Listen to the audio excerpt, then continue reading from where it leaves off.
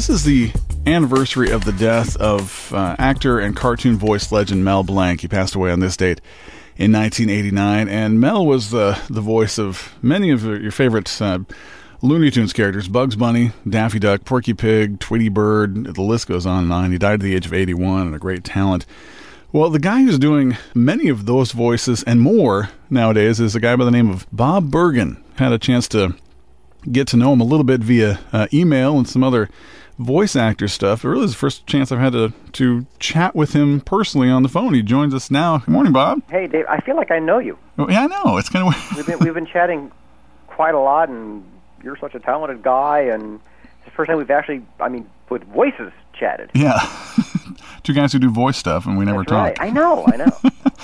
Well, Bob, you were a Mel Blanc fan to start off with, right? Oh, yeah. When I was a kid, the Looney Tunes cartoons were my favorites. As a fan, they were my favorites. As a hobby, I would just pick up the voices and I would practice, and I had a huge passion for not just the Looney Tunes characters themselves, but the person behind it, Mel Blanc. Right, and he did so many of those. People don't realize. He was most of them.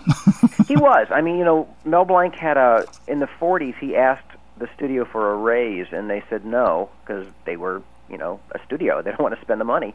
So then he asked for sole screen credit, and they said, well, sure. So every cartoon said voice characterizations Mel Blanc, whether or not he did the voices.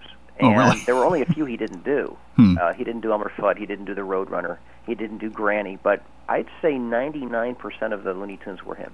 Wow, that's amazing. And they all sounded different. He was an amazing actor. Yeah. And what was people think he's a great voice guy, but no, his acting skills were as strong and admirable as his voices. Yeah. So now, when you were a kid, you actually gave him a call, right? I did. I moved to L.A. with my family when I was about 14, and I could do his characters, and I didn't have a concept of competition or even the business of the business, so I just figured I'd give him a buzz and let him know that I've arrived, and if nobody has already, I'll give him an opportunity to retire. When you were 14? Yeah. I'm here now, thanks. So I found his phone number under his wife's name in the phone book, and I called him up, and I realized, well, asking this gentleman to retire would be not the nicest thing in the world. So, but I got a good education on the business of the business, and throughout that conversation, found out where he was recording that week. Called the studio and found out the time, and I crashed the recording session. That's a lot of gumption on your part. But you know what? When you're a 14-year-old kid from the Midwest, you don't think of it as gumption. You just think of it as, hey, some of my friends are out playing Little League. I'll just call Bugs Bunny. Yeah. And you can actually, for folks who are interested, you can actually hear that phone conversation on Bob's website. But he started off, if I remember hearing it correctly, he started off kind of saying, how'd you get this number? He did actually, yeah. And I also didn't tell him I was recording it. So I think gumption is a good word for what I did. Yeah. When he realized I really was a 14-year-old kid curious about the business, he really warmed up. A good chunk of the tape was destroyed because I listened to it constantly for 2 weeks. Oh, yeah. And then my cassette player ate the tape. Oh, no. And I threw it away, and my mother retrieved it and put it in a drawer, and a few years ago called me up and said, I found a tape in a drawer that says phone call with Mel Blanc. Do you remember what it is? Oh, wow. And so I took it to a buddy at a radio station who put it back together, and what was left is what's on my website. That's funny.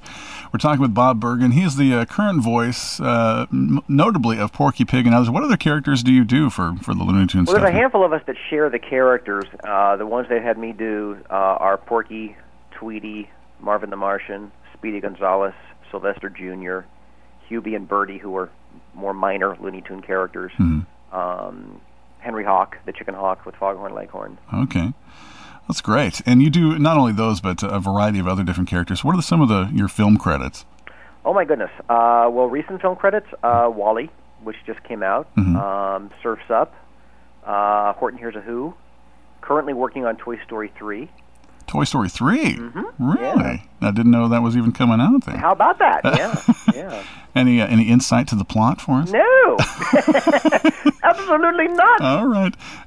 Are you playing a minor character or a major one in that one? You know what? I can't tell you a darn thing about it because I promised the Pixar gang I wouldn't. All I can tell you is it's great. All right, Toy Story 3. And every time I work for Pixar, I say, how do you guys keep doing this? Yeah, they are phenomenal. They're really amazing. They're the standard as far as that and genre. really, really neat people to work with. Well, Bob, the website is just bobbergen.com, right? That's me. All right. Yeah. And listen for him. Look for his name in the credits of films. And check out the website. He's a great guy and a wonderful talent. Thanks for joining us on this, the anniversary of Mel Blanc's death. And it's just been a pleasure chatting with you. My pleasure, Dave. Thanks.